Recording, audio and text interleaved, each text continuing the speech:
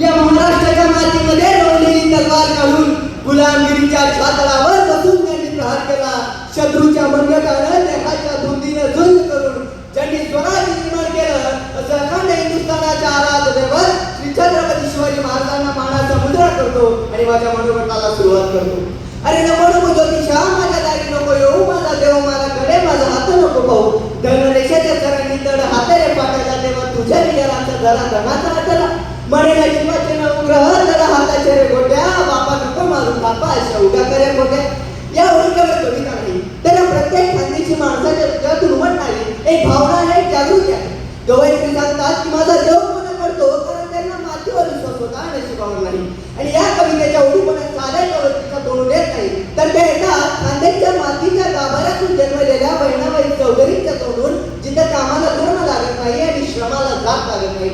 मग हा खानदेश नेमका आहे तरी काय? तर खानदेश म्हणजे आमचं घरपाट झोपडी, पण आमचं हृदय मात्र सोन्यानं बनवलेलं. आमच्या इथे उन्हाळ्यात रस्त्यावरचं डांबर उतरतं, पण आम्हा खानदेशकरांचं हृदय नाही बरं का. खानदेश म्हणजे वरणभट्टी आणि वांग्याच्या भाजीचा गडबड. उन्हाळ्यात शेतात काम करणाऱ्या माणसाच्या गालावरून उघडणारा घाम, अहो 40 तापमानात पण शेतात आनंदात काम करणारा आमचा शेतकरी आबा. कधी ऐराणी बोललं तर कधी खडखडून असणं, तर कधी जीव थांब तुमच्या खाऊन जा असं म्हणणाऱ्या म्हाताऱ्या आजीचा आग्रह. खानदेश म्हणजे अशा भूमीचा भाग आहे जिथं सण एकटेच नाही तर सर्वांचे असतात. अहो इथं बैल पोळ्याला बैल कुणाच्या घरचा आहे, त्यापेक्षा तो बैल सजलेला आहे का हे पाहिलं जातं. आणि ही शोभायात्रा सर्वांनी चालत पार पाडली का याला महत्व असतं. अहो खानदेशात जर कोणाच्या घरी लग्न म्हटलं तर तिथे पूर्ण गाव जमा होतं आणि तिथे कोण कुठल्या जातीचं आहे हे पाहिलं जात नाही. कारण लग्नाच्या पंक्तीत वाढलेलं पान ते पान नसून ते श्रद्धा, प्रेम, आपुलकी आणि घरात त्यांचा मान असतो. अहो आमच्या गलीमध्ये जर कोणाच्या घरी चांगलं जेवण बनवलेलं असलं तर ते जेवण शेजारी दिलं जातं आणि हा शिष्टाचार नसून प्रेम असतं, आपुलकी असते. पण आज सगळं पाहताना आणि ऐकताना असं जाणवतं की आपली माणुसकीची परंपरा कुठेतरी ढासळते. कुठेतरी या पवित्र मातीला जातीपातीची सावली पडते, नको तर भिंती उभ्या उभा आहे. याची जाडी भरून झालेली गोष्ट मला आठवली. एकदा एका गिधाडाच्या पिलाला भूक लागली. पिलू गिधाडाला सांगतात की बाबा म्हणे मला भूक लागली आहे आणि आज मला माणसाचं मांस खायचंय. हे ऐकून गिधाड पिलाला प्रतीक्षा करायला सांगतं आणि माणसाचं मांस शोधण्यासाठी उंच भरारी घेतं. पंचक्रोशातील वस्त्या ढुंढाचा स्मशान तपासतं, पण त्याला माणसाचं मांस काही मिळतच नाही. पण मग त्याला एक मेलेलं डुक्कर सापडतं. तो त्या डुकराच्या मांसाचा तुकडा तोडून आपल्या पिलासाठी घेऊन जातो आणि पिलू ते मांस खातात, त्याची चव ओळखतं आणि मग त्या बाबाचा डुकराचं मांस आहे, तुम्ही माझी इच्छा पण पूर्ण करू शकत नाही का? मग हे ऐकून गिधाड पुन्हा भरारी घेतं, फिरतं, पण त्याला माणसाचं मांस काही मिळत नाही. पण या वेळेला मात्र त्याला एक मेलेली गाय सापडते. तो त्या गायीच्या मांसाचा तुकडा तोडून आपल्या पिलाला देऊ करतं, पण पिलू माणसाच्या मांसासाठी आसुसलेलं असतं, ते त्या गायीच्या मांसालाही चिटकारतं. मग हे पाहून गिधाडाच्या डोक्यात एक भयंकर योजना तयार होते. तो त्या डुकराच्या आणि गायीच्या तुकड्यांना उचलतं आणि रात्रीच्या सुमारास डुकराच्या मांसाचा तुकडा मशिदीच्या आवारात टाकतं आणि गायीच्या मांसाचा तुकडा मंदिराच्या गाभाऱ्यामध्ये.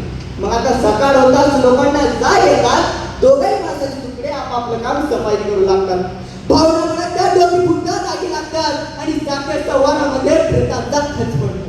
आता गिधाडाचं काम सोबत आलं होतं. प्रेताच्या जड्यातून माणसाच्या शरीराचे मुबलक तुकडे घेऊन ते आपल्या पिलाला घेऊन जातात. मग एवढ्या माणसाचे तुकडे पाहून पिलाला आनंद होतो आणि आश्चर्य वाटतं. ते विचारतं बाबा हे तुम्हाला कसं काय शक्य झालं? तेव्हा गिधाड माणसाच्या पाशवी आणि स्वार्थी प्रवृत्तीचं चपखल वर्णन करतं. ते म्हणतं या स्वतःला सर्वात बुद्धिमान समजणारा मानव प्राणी छोट्या छोट्या गोष्टीवरून जनावरांपेक्षाही वाईट वागतो. त्याला जात, धर्म, वर्ग, रंग, लिंग अशा संकुचित भेदांनी पक्क बांधलेला आहे. तो देवावर विश्वास ठेवतो, पण स्वतः इतका ढासळतो की क्षुल्लक कारणावरून जात्या दंगली करतो आणि पिढ्याने पिढ्या नरक यातना भोगतो. आणि म्हणून आज मी तर कोणत्या धर्मासाठी आलो नाहीये, आज मी तर कुठल्या जातीच्या तंबूत उभा नाहीये.